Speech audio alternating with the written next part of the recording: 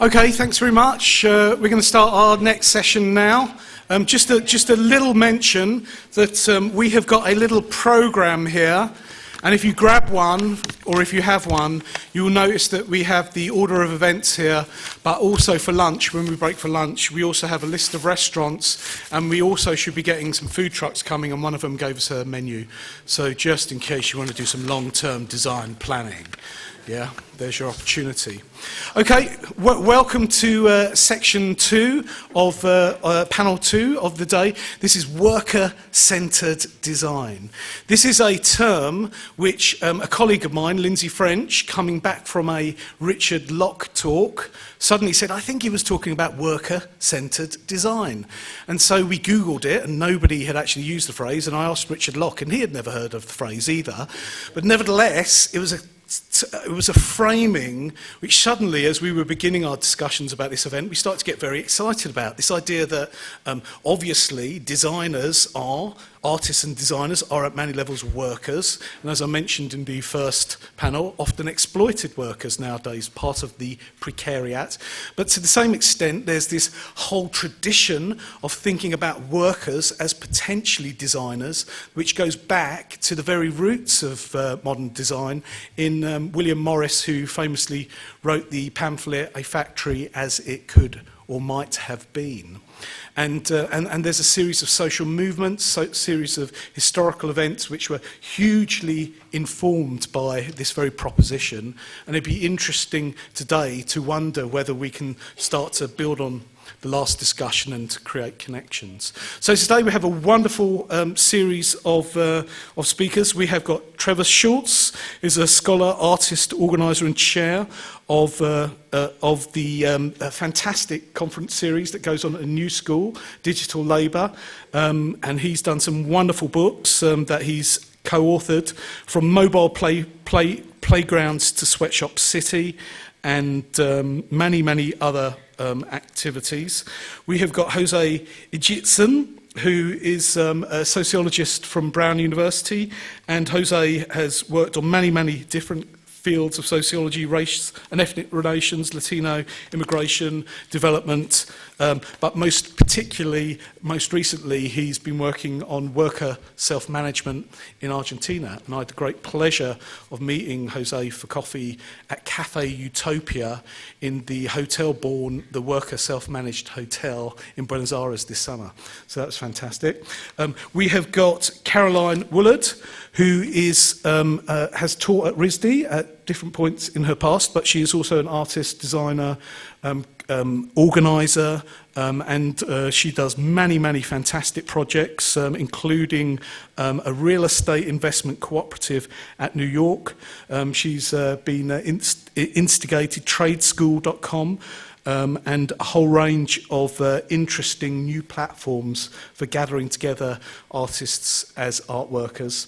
And then finally we have Colin McSwiggan. Colin McSwiggan is many things. He is presently heading towards applied math in Brown, but he also has been swimming around MIT, the Royal College. He writes for Jacobin. He's written for Core 77, and he has multiple interests in design, music, algorithms, and other things that very smart people are interested in. So I will leave it at that and take it away, Trebor.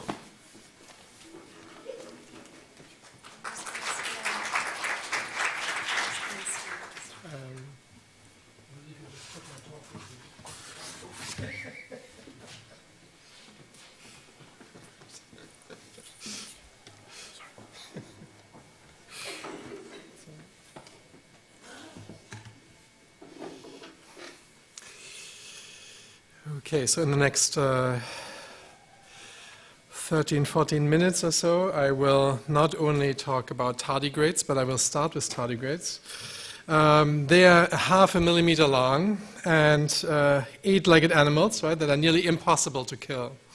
So they can survive extreme environments, withstand temperatures from just above minus 459 degrees on the Fahrenheit scale, and to well above the boiling point of water. They can go without food or water for more than 10 years. They can withstand 6 times the pressure as at the deepest part of the ocean. And 8 years ago, the European Space Agency took them to outer space, exposed them to the double punch of solar radiation and space vacuum, and most of them survived even that. So tardigrades are biologically incredibly successful. Human beings, on the other hand, are biologically not as well suited for the pressures of capitalism as former New School professor Eric Hobsbawm taught us. Unlike tardigrades, we falter. So, from TaskRabbit and Crowdflower to Uber and Amazon Mechanical Turk, there has been a backlash against unethical labor practices in the so-called collaborative sharing economy because of an utter lack of concern for the workers. So we've seen with Amazon Mechanical Turk, wage theft. Generally in this area, workers have no social protections. On Mechanical Turk, novice workers have an hourly wage from $2 to $3 an hour, and that's also true for Crowdflower and many other ecosystems within that sector.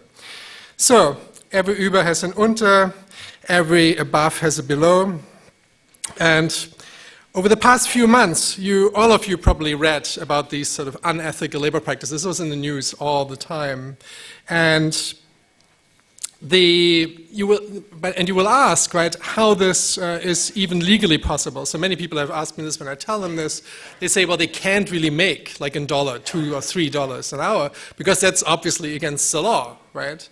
And, well, so far there's this sort of coalition of silence, and just to think about this just for one moment, how this is possible, right? In 2011, the Department of Labor had 1,000 inspectors who were responsible for 130 million workers in 7 million enterprises, right?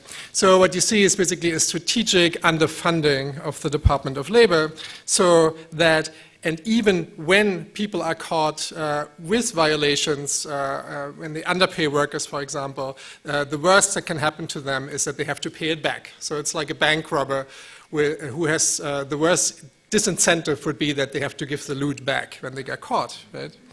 So, but the focus of this talk isn't really on that so much. So I want to really highlight what could be successful about 21st century work. So to get gigs, workers must go through the bottleneck of crowdsourcing platforms where thousands of invisible novice workers are paid between $2 and $3 an hour. Workplace surveillance is rampant, and wage theft is a feature, not a bug. I do find these tendencies troublesome, but there isn't just one possible future of work. On the local level, the likes of Uber don't have to be the sole victors. So Silicon Valley loves a good disruption, so let's give them one.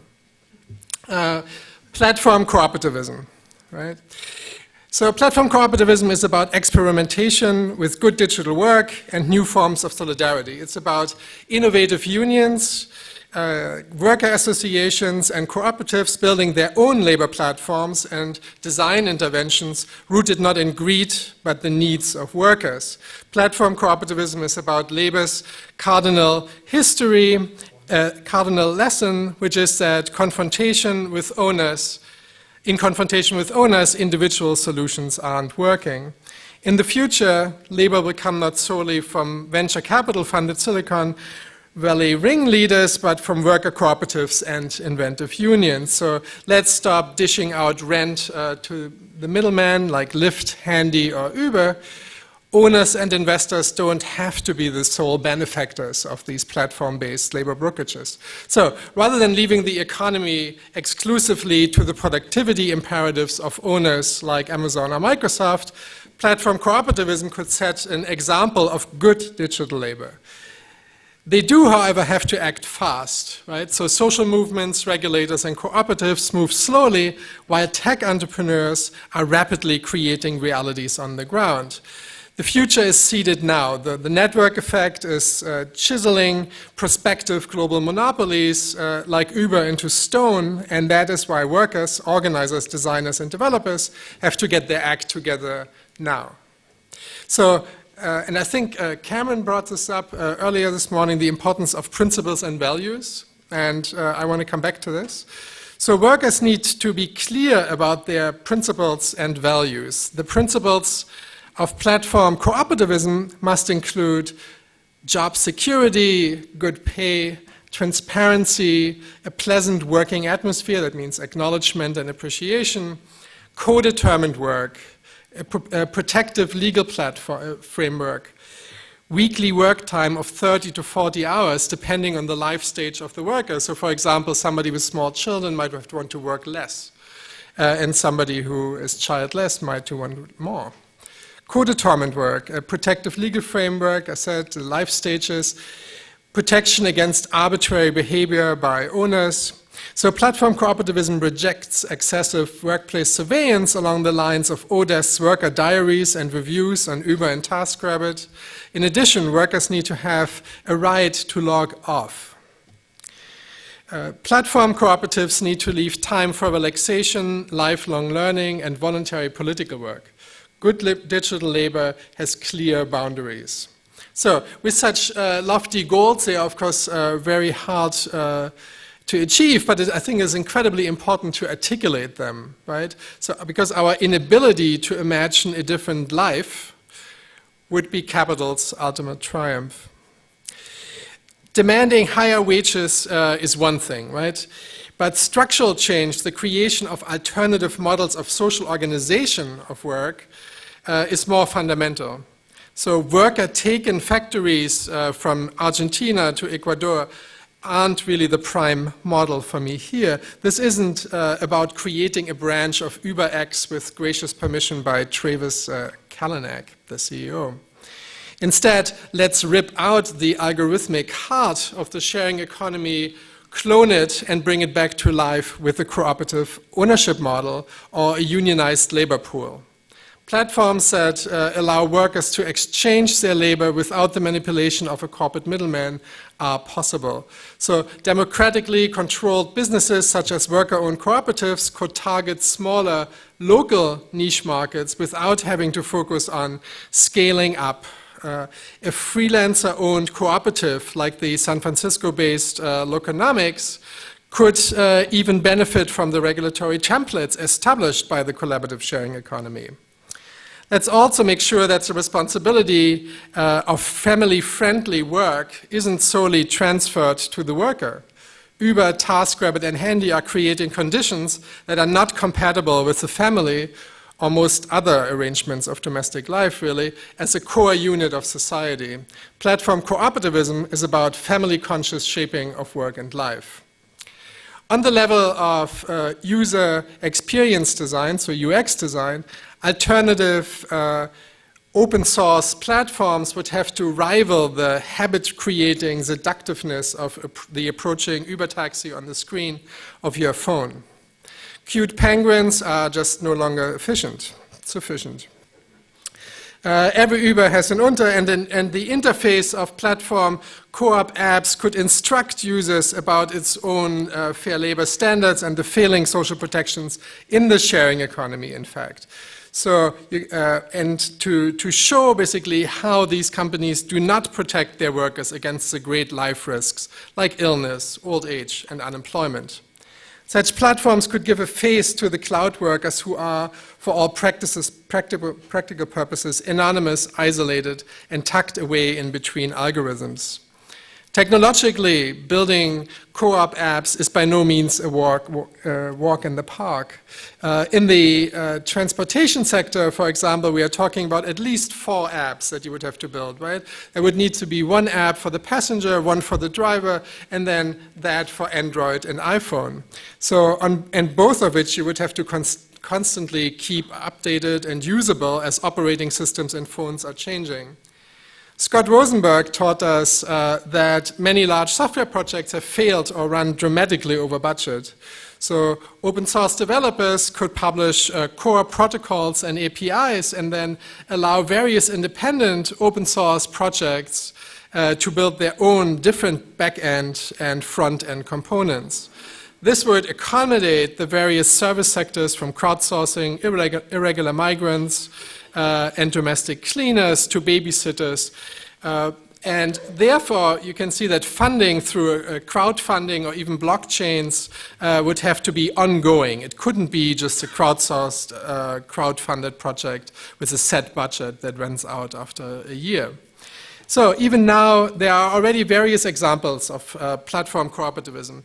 The Freelancers Union, for example, could place itself at the center of one such virtual hiring hall. Wouldn't that be a good idea? There are also emerging forms of worker solidarity with forums like this Reddit forum from Mechanical Turk and design interventions like Turkopticon. In Israel, Lazuz is a distributed peer-to-peer right rental network, and Fairmondo in Germany is a cooperatively owned version of eBay. Projects in this area also include Blue Ridge Labs, which is an incubator for apps for the bottom 20%. And we should also mention Fair Wage Labs, which innovates for the domestic worker movement. The TransUnion Car Service in New York and the California apps-based driver association are linking this idea of platform workers to unions. In New York City, there currently is a coalition of 24 worker-owned cooperatives, and they are almost exclusively operated by women. Mayor de Blasio just gave $1 million to cooperatives in NYC. In the United Kingdom, there are 200,000 people working in 400 worker cooperatives.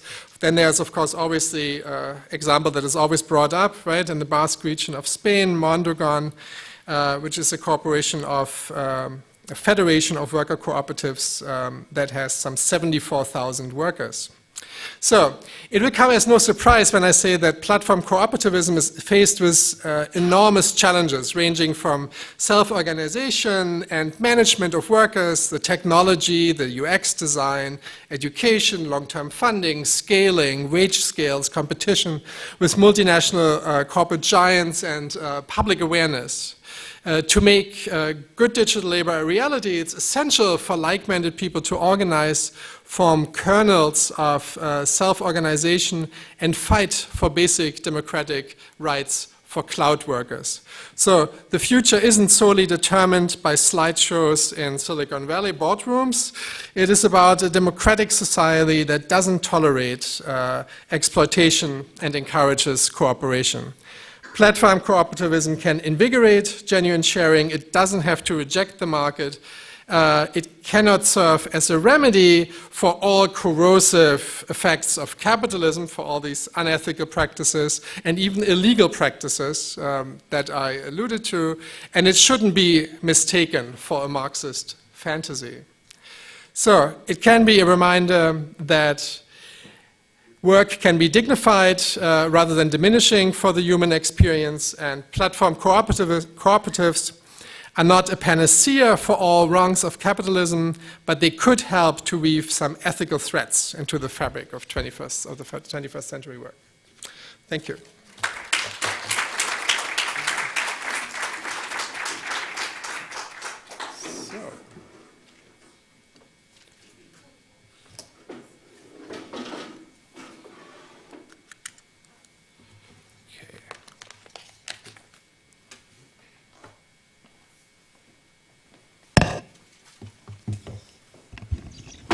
All right, I think I'm the practitioner maybe on this panel. Maybe that's why I'm here.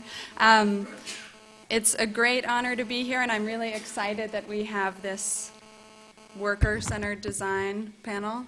Maybe this phone shouldn't be here. I was going to try and time myself so that I didn't go over. All right. So I've shifted from working as an artist or designer who makes interventions into someone who sees the necessity of working as an artist or designer and organizer. So I was heartened by some of the earlier panel, and I hope what I present shows this pathway toward art and design with activism.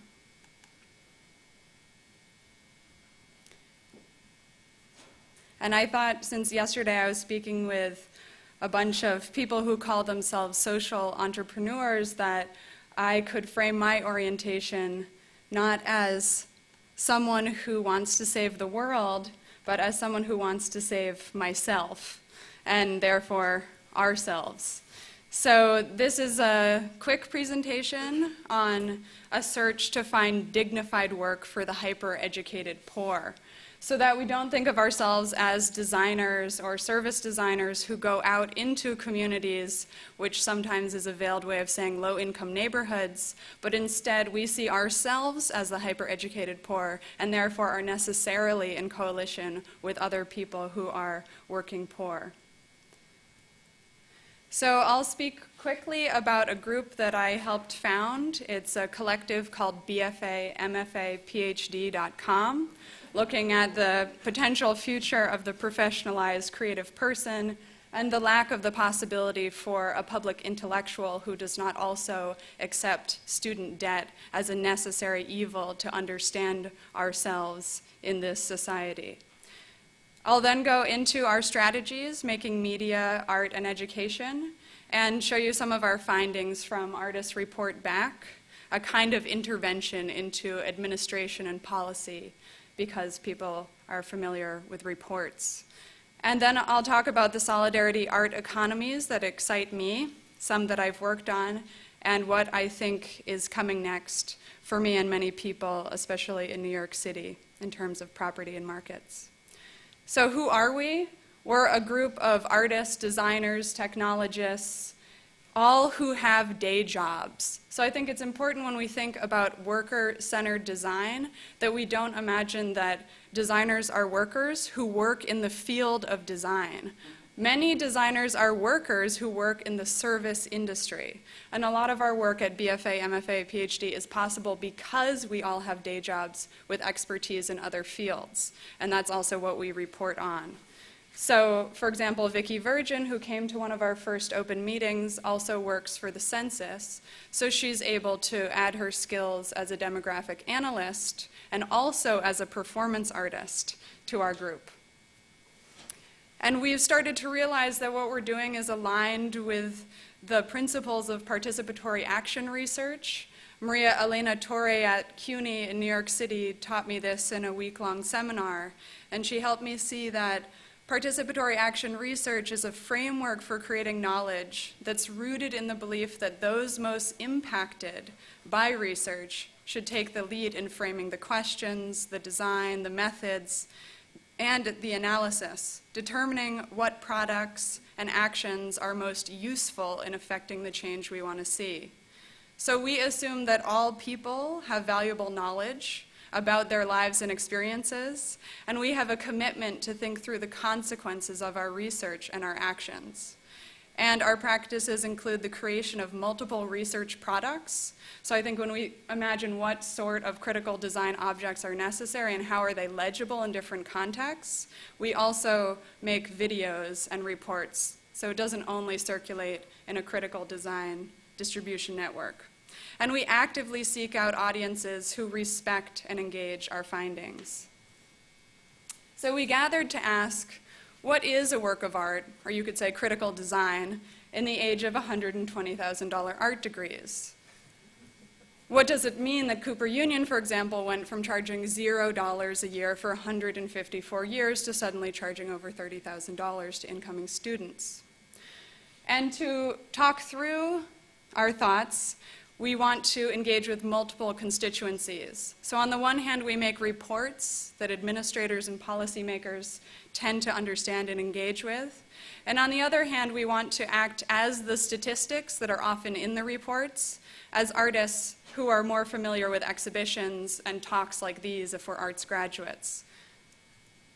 And we've been able to add the issue of art student debt to the national news debate, recognizing that student debt is an issue for all students, but because we are artists and designers, we will talk about artists and try and organize artists and designers. We're happy that other artists, collectives have used our work, including the Guerrilla Girls, and I'll go into some of the things that they restated here. And we tend to use the aesthetic of the data visualization and the animated infographic because these are the kinds of vernacular styles that people are familiar with ingesting now to think something is true.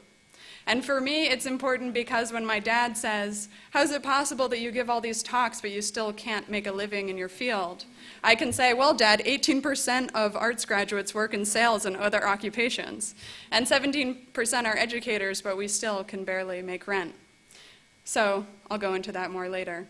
We also look at poverty rates and rent burdens in case artists or arts graduates think that we are suffering the most, to show that no, it's not as bad as the national average, and we need to join coalition with other groups in order to actually make change. So we do make exhibitions and installations. We often mimic the corporate donor plaques using an interventionist or conceptual art aesthetic. But I thought I would talk most about the fact that 7 of the top 10 most expensive schools in the United States, after scholarships and aid, are art schools. And just to be clear, RISD is on this list, they're just further down, in case you're wondering. And if you haven't been reading all of the news about this, this is partially because spending has tripled, but the most important part that many people are now aware of is that we're adding bureaucrats 10 times faster than we're adding tenured faculty. So what this means is, for example, in Canada, 4 professors applied to become a dean, saying they could do 4 times the work and still get paid more than they would as faculty members. They were not hired. But this is the issue that we're up against, administrative bloat. And for example, in the school where I will be teaching and have taught in the past as an adjunct, in 2010, students were paying on average 40 grand a year, and I was paid $1,850 as an adjunct to co-teach a course. So this means that the new school was taking 95% of the income they generated. I calculated based on course credits. They were making over $60,000 for my course, and I was paid $1,850. So this means that each student could pay me $277 per class, around $100 an hour. But they were paying the new school that, and instead they were paying me $14.50 each per class per hour. So those stories haven't made change in the way that I'd hope. So I decided to join this group and make a report. We looked at the American Community Survey because it's the largest aggregator of data that does include information about what we'll call working artists, people who make their primary income in the field, and these are the fields we included. So sorry, we actually did not include designers. This was in reaction to a lot of creative class arguments that we can go into in the Q&A. And we also looked at arts graduates. And the main thing that we found that people absolutely did not want to see, that I think is pertinent to this conversation, is that although we have 2 million arts graduates in our country, and again, we were looking at these degrees for undergraduates, although there are 2 million of us, only 10% of us actually make our primary earnings in the field. And as I was heading here, I was thinking, well, maybe everyone here as designers thinks, I will make my primary earnings in the field. The difference is that if you're making truly critical design and design that is with and for movements, the revolution cannot be funded. We do not have the money to actually support all of the social movements and land reform, for example, in New York City, to do this work with pay. And therefore, you too will be making your primary earnings elsewhere in order to add your skills to the movement without pay. So we do have 1.2 million working artists, people who make their primary earnings in the field, and I'll go into what was surprising about them. What we found about the 1.2 million working artists, people who make their primary earnings in the field, is that 40% of them have no bachelor's degree at all. So they did not graduate from a 4-year school. Now, this says a lot about what we do as accredited institutions and adjunct faculty members that are complicit in indebting our students, is we make this almost negative correlation between an education and making a living in the field, if you want to do truly critical work. And so at BFA, MFA, PhD, we're trying to ask, what is this divide between making an earning and having an accredited degree? And how is it possible that these two are not overlapping in the way that we might imagine, particularly when we take on our starting salary in debt every single year that we go to school? And on top of that, we look at the accessibility of this kind of education. So for example, our population is 63% white, non-Hispanic, but 81% of art school graduates are white, non-Hispanic. A lot of this has to do with cost and what types of things we teach in school.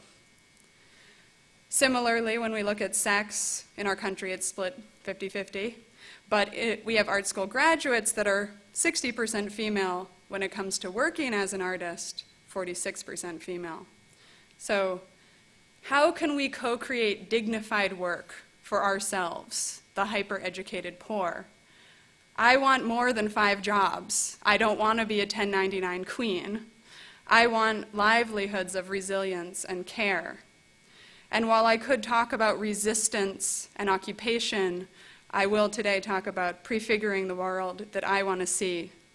In my classes, I like to talk about the solidarity economy because I don't think we need to rebrand a title for a movement that is happening internationally. I think many intellectuals do this in order to themselves get a tenure-track job. And so I say the solidarity economy, and I use the aesthetic of the movement internationally rather than putting it into international style with Helvetica typeface. I accept the squiggly arrow and try and think about a cross-class aesthetic. And so as I begin to make work and think through sourcing, producing, transferring, using, and allocating surplus, and I think through projects I've made like this barter network called Our Goods, where we trade our skills without money, or trade school, where we learn without paying for class. I am reminded that there is a solidarity economy in New York City where it might seem like the center of cutthroat competition, but actually there are many people engaged in cooperatives, credit unions, gardens, and community land trusts. So for example, when I think through my work, I don't just say the title, the medium, and the duration. I talk about the property, labor, transfer, and surplus. So these videos we made are open access files made by a producer cooperative, sold at sliding scale pricing, and redistributed as collective surplus. This is how it looks in terms of the solidarity economy.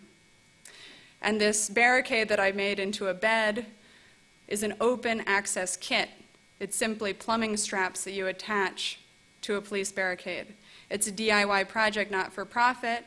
It's either free or theft, however you want to think about it. And the excess is recycled. It goes back to the street when we're done, if you want. Again, this is how that would look. And this dress that I've bartered is private property. It's not a dress for everyone. Someone then owns it. And I learned to sew as an apprentice. I barter with the person to exchange the dress for photography or web design. And hopefully, it's a mutual surplus situation because for me, barter is not haggling. It's about mutually determined value. And lastly, with BFA, MFA, PhD, this is an open access file. We labor on it collectively. It costs $120,000 degrees at 4.66%, but you should get a quote because it changes. And it will be collectively redistributed.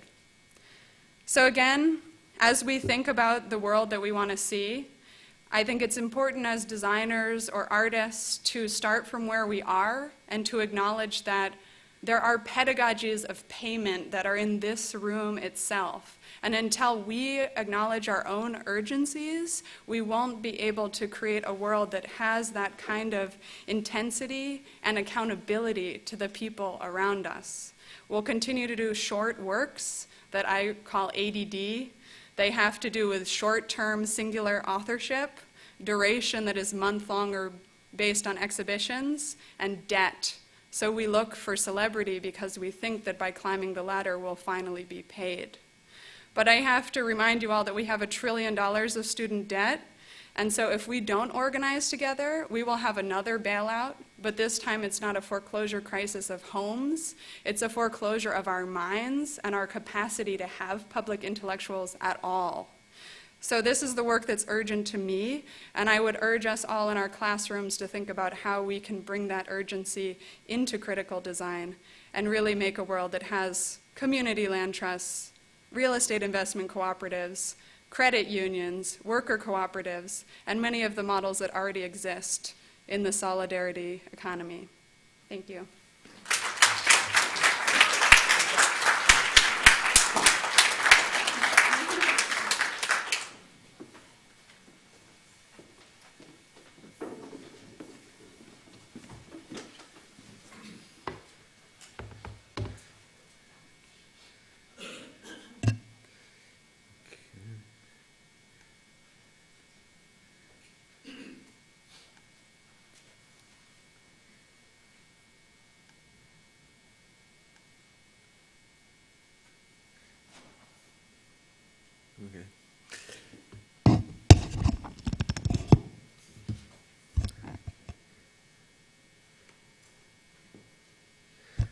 Well, first of all, thanks to Damian and Ian for organizing this and inviting me. There is a work of design here, breaking institutional boundaries and designing a new space for thinking and collaborating, and I think I wanted to mention that.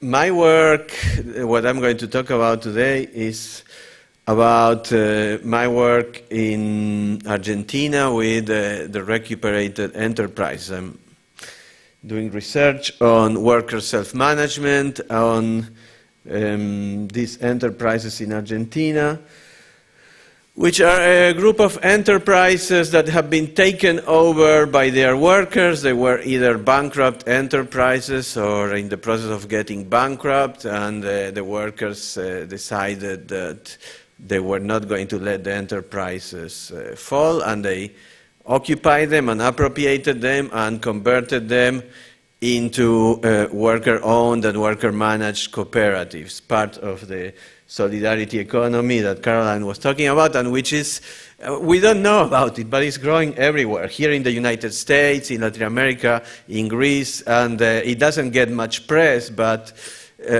wherever we go, we see this construction of cooperative solidarity, mutual action, as Trevor was talking. So this is an interesting experience. It's not taking over the Argentine economy. It's like about 250 enterprises employing about 10,000 people.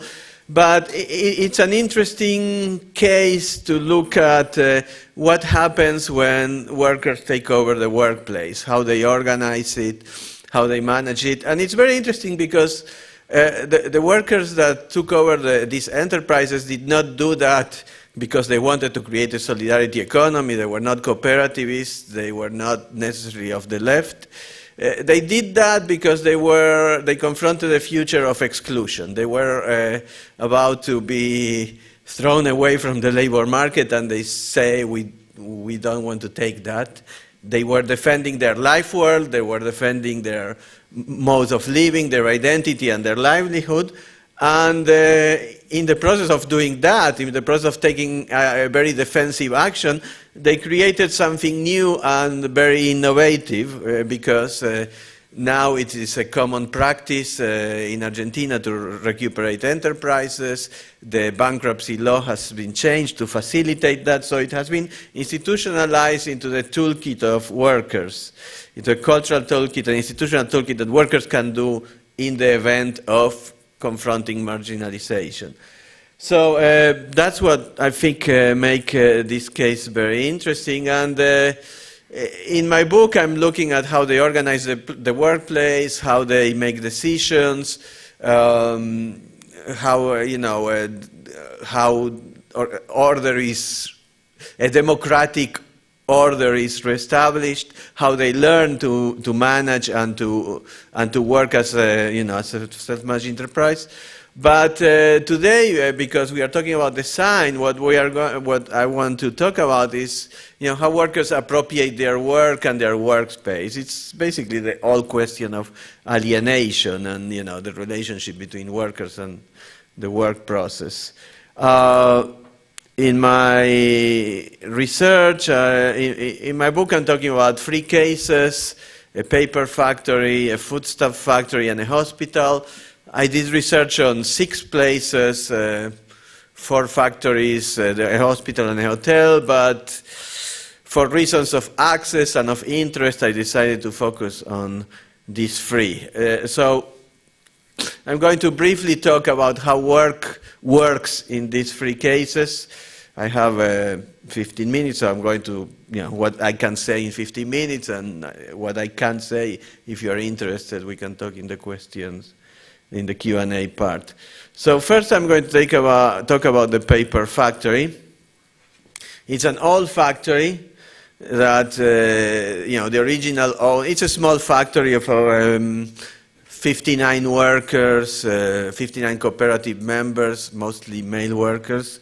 It's an old factory. The original owner died, and the children of the owner were not interested in the factory. And during the 90s in Argentina, the roaring years of neoliberalism, it was free to import paper. So, the Argentine production of paper suffered. So basically, the factory was left to die by the owners. And at some point, it was going bankrupt, and the owners occupied it, and usually the owners occupied demanding, severance payment and owed wages. But the workers occupied demanding that, and the owners did not reply. So at some point, they decided that they were going to start making it work for them. The workers decided that they were going to put it into production.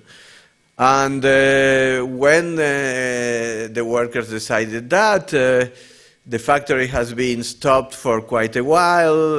The factory has 2 old machines of paper producing, 1 machine from the late 40s and 1 machine from the late 80s. So 1 machine was relatively newer, but quite old for today's standards.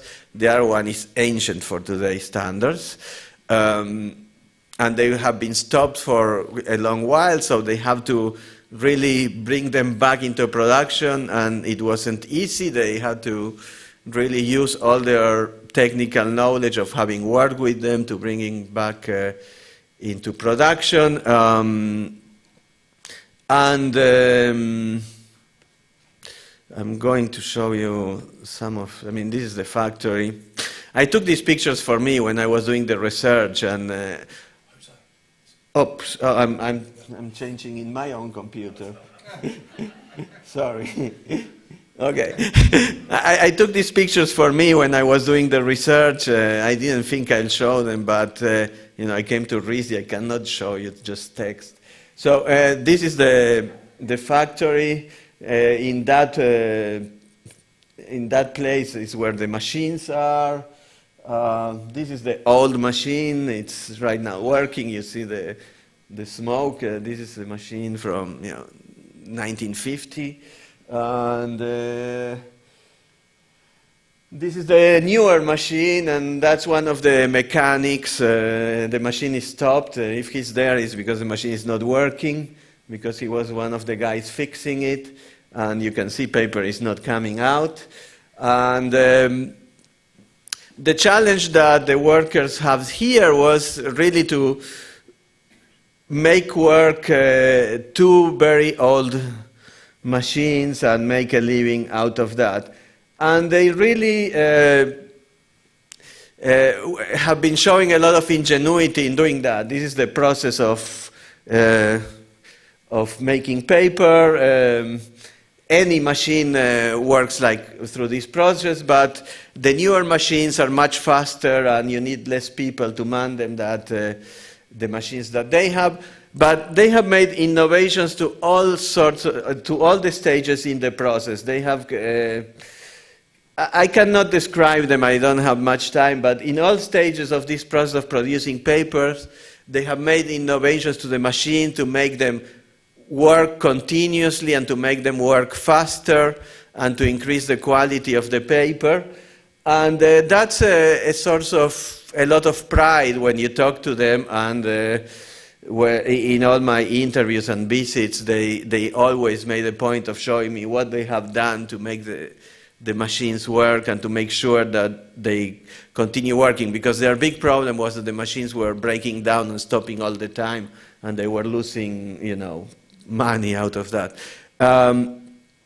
But at the same time, the machines, as I said, are old, and in order to make a living, they are very slow compared to new machines in the paper industry, and in order to make a living, they have to work 12-hour shifts. So it's, on the one hand, a lot of ingenuity, a lot of creativity in making these things work. On the other hand, very strenuous. It's not strenuous because the work is not strenuous. It's mostly boring, with moments of in which they have to rush, but mostly they are just there watching the machine work. But it's being 12 hours there, day in and day out, and that's pretty difficult. Now moving quickly to the Foodstuff Factory. Oh no, here, too many computers. The Foodstuff Factory was a newer one. The workers occupied it because the owners tried to. They tried to close it and reopen under a different name to, get out of debt. So they wanted to just say that they went bankrupt and reopened it, but the workers saw this coming, so they occupied the factory and they didn't let the owners take the machines out. And at some point they decided, well, we had enough, we are going to make this work. And this was a much newer factory, and it was a leading factory in its field. They do confectionery. They produce chocolate and other things for confectionery production, and they produce ice cream inputs. And what the workers, what the workers have to do was to try to recover previous markets. But they also, again, one of the points of pride here was all the innovations that make to the machines. This is where they make chocolate. They make chocolate to, icing cakes and all those things. And they have been making modifications so they can work faster. It's not shown here, but they have wrapped around all those, all these things here and there. They have wrapped around hoses to make sure that the heating system works better. They have built new machines, copying machines that they have. They have reordered the workplace to make work easier.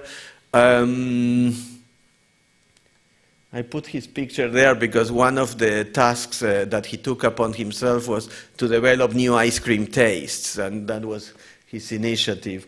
So again, in this factory, again, self-management leads to a lot of creative inputs. Talking with them, I went to the hospital, I don't have time.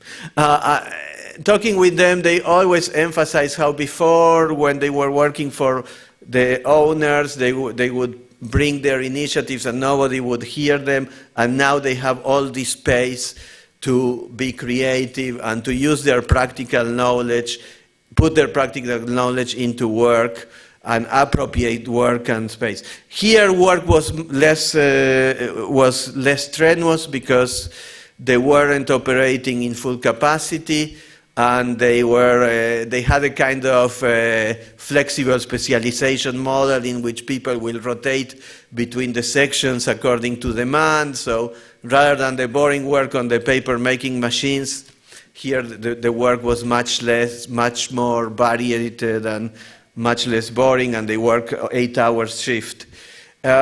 So again, I don't have time to talk about the hospital, but just to finish very quickly, all that I saw in these places and the other places that I haven't talked about, self-management provide workers with opportunities to exercise their practical knowledge in the design of work and the workspace, but they are constrained by the technology that they encounter, by the pressures from the market, and also, and I couldn't talk about this here, by the kind of self-organization that they give to themselves.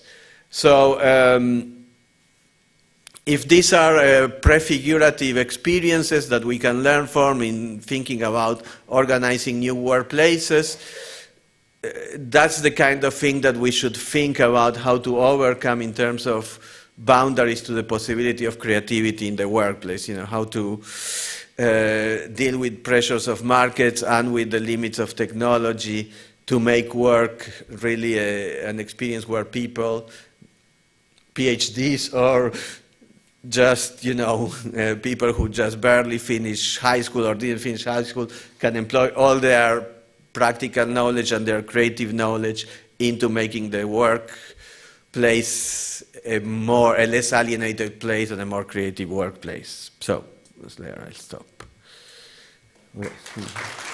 Thanks very much.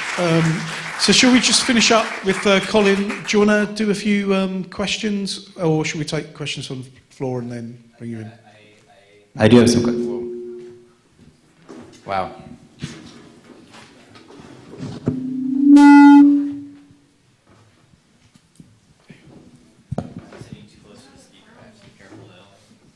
Stay back here.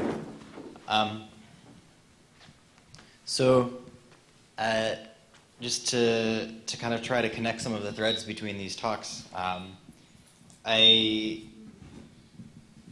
might not work. Is it better without the microphone? Yeah, I think the room's small enough. You won't come up on the phone. Or you can just go oh, geez, okay. All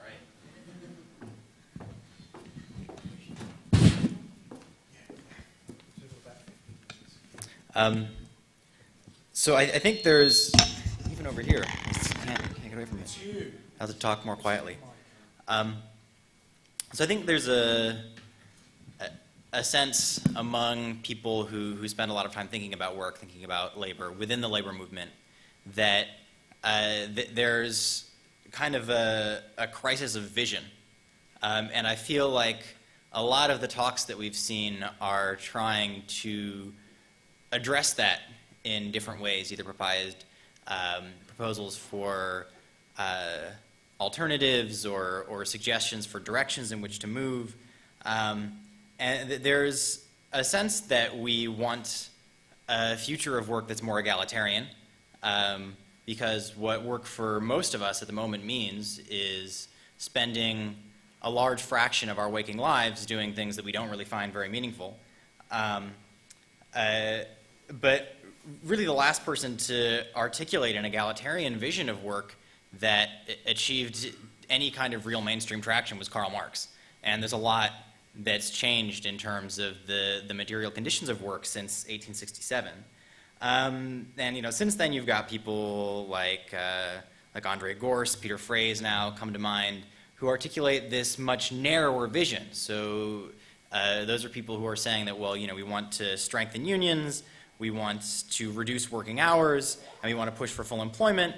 But beyond that, we don't want to think too far ahead because we risk falling into this kind of Nassim Taleb type idea that some other speakers have referenced, where the future is unpredictable and we don't want to risk dreaming up these kind of fantastical recipes for cook shops of the future. So what I'm wondering is, with regards to the material that you presented, how do you feel that it might scale, or that we might get there? So in the case of self-managed work in Argentina, you've got a number of instances of places where locally it seems like workers have had some success in achieving this more egalitarian mode of operating. And there's this kind of implicit suggestion that this is a model that would be well used elsewhere, that we could try to scale this up as something that would apply to how we work more generally. I'm wondering if you have any kind of bolder, maybe more fantastical visions for how that might work that you'd like to share. It's a question.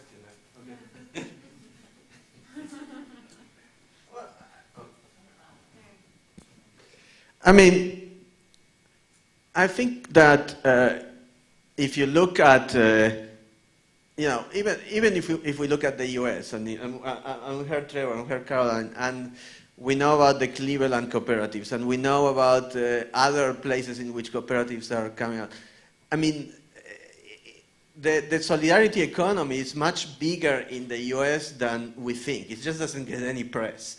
When I talk about this, somebody tells me, well, but in Greece, this, or in that other place, this kind of experiences are taking place all over. I mean, in Argentina, it's small, but the point is really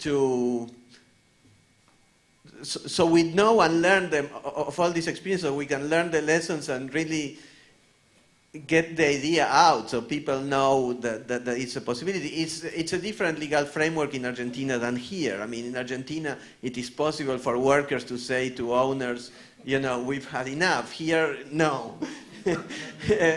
So there are very differences there. I mean, there are other places in Latin America where it is also possible to do that. But here, there are cases, in which municipalities or unions buy factories from the owners. So there are different ways.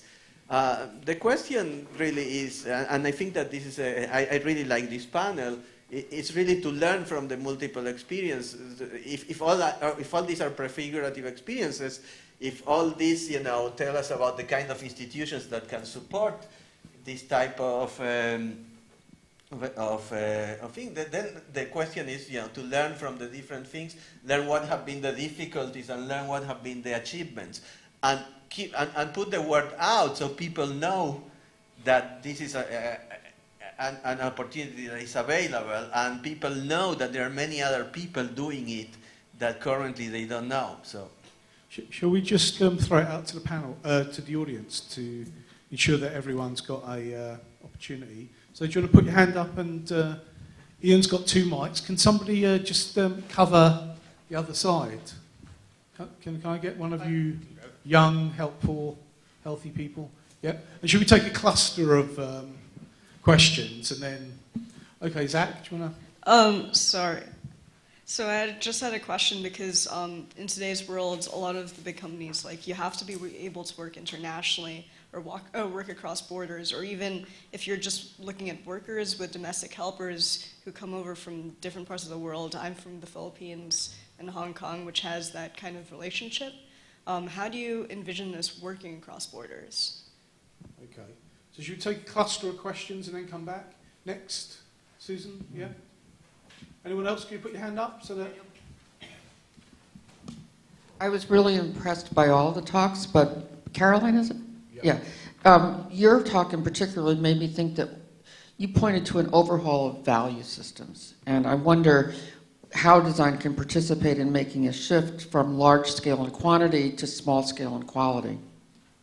Right, Itzigsohn behind you, Susan. Okay. In the same spirit and directed to all, but came to. Where's my phone? Yeah. To Caroline's talk, I mean, the question came to me while looking at your talk. So it seems like the challenge is to redefine. I mean, what could be to ask for more, or sort of phrase the problem in terms of problem of rights, that workers have rights, right?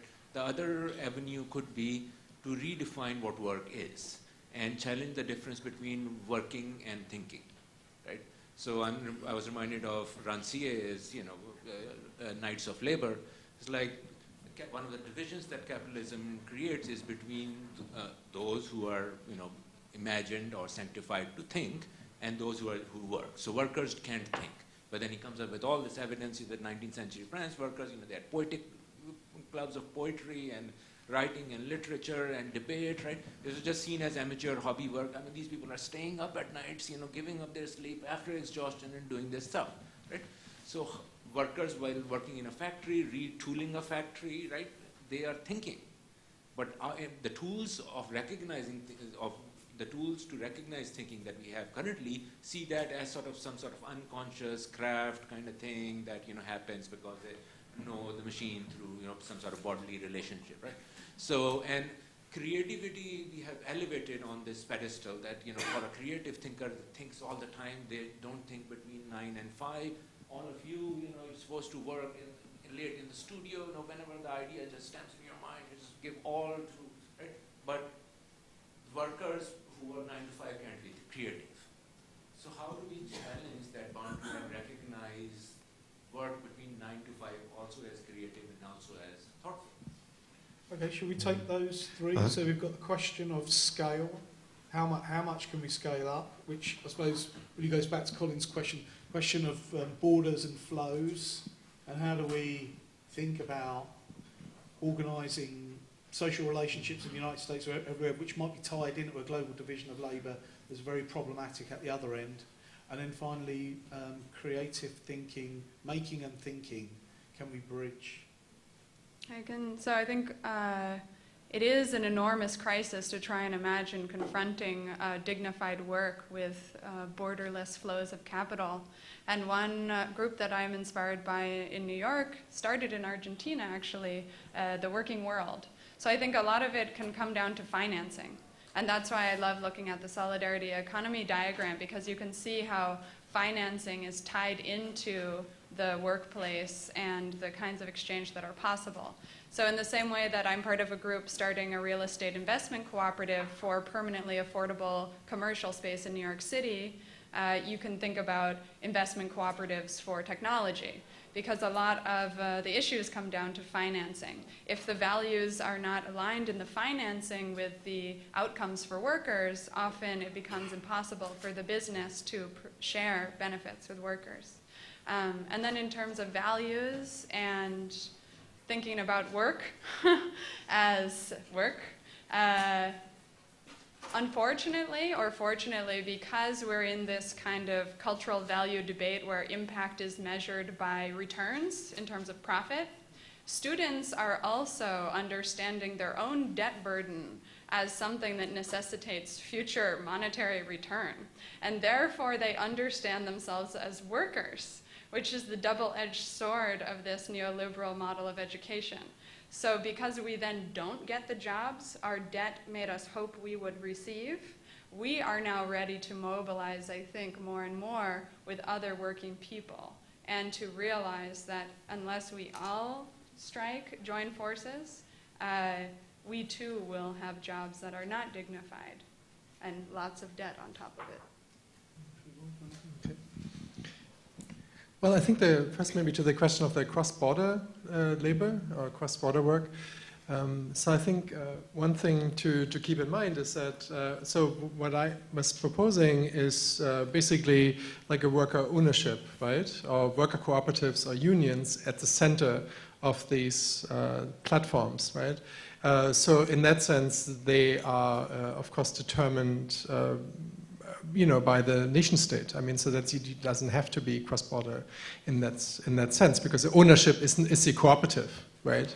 So, and that can also be local, and actually this question of scale comes quite importantly into that as well, because the scale is always, it's such a sort of, in a way, like a neoliberal imperative, right, that it always has to be scaled up. Everything has to always grow and be big, right? So often cooperatives actually don't have that imperative at all. So they are quite happy to stay confined, right? But there are examples, maybe in the, let's say in the, to go with these, with the crowdsourcing examples I gave, where internationally operating companies like Lead Genius, for example, found ways of addressing this question of how to put on an ethical labor practices by paying minimum wages according to the country in which the worker resides, for example, right? So it's not impossible to address that. but I think I think. Yeah. On the question of scaling up, I mean, there have been meetings at the Latin American level of worker-owned enterprises in which people have come together trying to build a movement with different degrees of success. There are also models of just trade solidarity in which groups have bought products from different factories in order to create markets. I mean, one of the problems of these enterprises is markets, so just trade models are things that work. But in terms of creativity, I mean, what I was trying to say is really that self-management is a space for creativity and for people to use all their accumulated practical knowledge to put it to use in ways that are quite innovative in designing products, designing space, designing machines, designing the work process. They are limited to that by the need, but what they have at hand, and the need to produce with that. But I don't know if I was sufficiently clear, but what I have found in these enterprises is that the possibility of self-management opens space for creativity at that level, which is not the poetry or writing books, but is the knowledge that workers have and applying it in a way that is very breaking the boundaries of alienation in the sense of the relationship of the worker with the work process. So I just want to throw in a question here, which is, it's part of the problem that design has here, is that a lot of contemporary design has circumscribed its ambition and circumscribed its form of education, so that the kind of things you're talking about here are redesigning institutions at larger scales, but a lot of design education looks at that prospect now and goes, I can't do it. And so it's not just a matter of, the financing is there as well, but there's been a narrowing of design, there's been a narrowing of its historical relationship with the social sciences, the liberal arts, the applied praxis, social movements. So one of the dilemmas that we have is that, the liberal arts have no praxis, design has a very delimited ambition, and we need to shape that up and maybe have something much more encompassing to kind of bring about the kinds of scalar changes that you're talking about. Is that possible? So I would love to see all elite, expensive institutions and also semi-affordable public institutions have required community benefit agreements with the groups that they're often displacing. And we've seen this slightly at Columbia and New York City. But this would be a way to acknowledge that, especially if you do service learning courses, you have a relationship to the value that your local partners create, and that you are committed also financially to their success and their stability in the neighborhood. And I think in New York City we've seen a lot with the New York City Community Land Initiative working on land trusts with partnerships that are at CUNY with academics who provide expertise in their courses for this movement, which is, by the way, led by formerly and current homeless people, and there are many working groups for education that are self-managed. So it's not a distinction. There's actually a community of academics and people directly impacted by homelessness working together, educating ourselves, and designing together. I just quickly want to say that the reason I brought up scale, I was thinking about student debt. I'm extremely sensitive to the issue. If universities stopped having to build new buildings, if universities didn't think they had to provide food courts, would you come? They say no. I wonder, I really wonder. I have no idea the conundrum here. And Damian, your point is exactly correct. We're instrumental, even in the new school, which has a reasonably decent idea or ethos, is instrumentalizing design as list all the jobs your students get. I think universities should have a warning, no job guaranteed. I tell my students you always have to have 2 jobs. I spent the first 26 years of my life in a so-called dream job in a museum that was just a slog before I backed into my current job where I make $20 an hour at 65. So, and I did it by choice though. I could have easily chosen another path. We have to remember the choices are there. So students aren't duped. parents aren't duped. They choose to buy the fiction, speaking of fiction, that there's a job waiting for someone, and that is not true. I'm just aware we're cutting into lunchtime. Colin, can I bring you back? Carolyn, anyone else? Daniel had something. Daniel down the back. Have you got a mic? Yeah. Okay, let's bring Daniel in. Okay. Carolyn, I had a question for you. We had a conversation a while ago about this problem that many artist-run organizations encounter when they move from being, I'm back here, by the way, I saw you searching, from a voluntary labor system to paid labor, and then have to differentiate between what the various members feel they should be paid. And I'm wondering whether you're talking about artists finding solidarity with other workers, if there are differences to you in artist labor that get lost in that meeting. I don't think it's an attempt to unify all labor. It's simply an attempt to show that artists are workers, and therefore we have demands, and some of those demands overlap with other groups' demands. So, for example, in Denmark, there's a very successful visual artists union that's working right now, and the way they work is they only target artists who they call the non-employed workers of public charity. And this is important because artists are often not employed at all. There's no contract. Therefore, you cannot be unemployed because you were never employed. So when they call out public charities, which get subsidies for non-employed work, they are very effective. And additionally, what they're able to do is collect all of the artists' fees through one pool. So say, for example, I'm paid for today. It would go through the Visual Artists Union. They take a small amount, and then they pay me back out at minimum wage. And what that allows is for me to be unemployed when I'm getting no gigs, because I suddenly don't have that minimum wage. And it also shows me that I make minimum wage, and lets me think about the Fight for 15 and other things that are related. So that's one example that works in Denmark for a Visual Artists Union.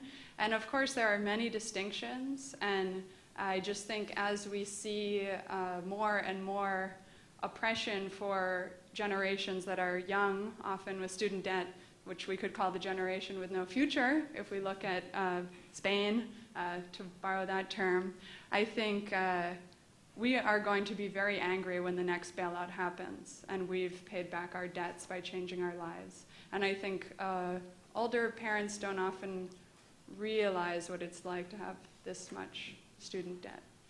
And I did go to a school with no food court and no condominium dreams for my luxury future.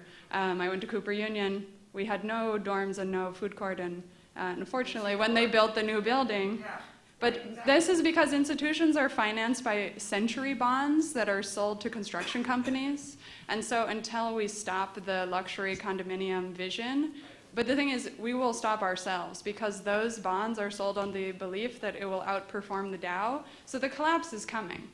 We just have to be prepared. Okay, I think I won't make that the last word. I'll just give Colin the last word. Do you want to have the last word, or are you okay? Yeah, I actually want to turn it back to Caroline, though, again. Because you mentioned a few times the importance of organizing, and that's something that I think can't be overemphasized. Organization is a basic prerequisite for every other tool in our kit. Really, our only advantages are strength in numbers and desperation. But at the same time, predominantly for virtually the entire history of work, the main venue for organization among workers has been unions. And it is abundantly clear that while you really can't overstate how important unions have been historically. If you like having a weekend, thank unions, despite all the bad rap that they get these days. But at the same time, they're clearly in decline. And it seems to be a model that's breaking. And so in light of that, but also in light perhaps of the fact that we have access to some new institutions, some new technologies, I'm wondering if you have ideas for how workers might be able to organize themselves now in a way that can rival the power of what the unions used to be, because something at least that strong is going to be necessary. So can I just say that that is the question that we will have to return to, but it's a great question. So we'll leave it there. Fantastic panel. Wasn't that interesting? Yeah. And interestingly, you're at an institution that has strong unions, but we won't go into that. We are breaking for lunch. We will return at 2:10. There should be a food truck outside. You have a list of restaurants. And for the privileged few, please follow me. I will meet your needs. Okay, thank you very much.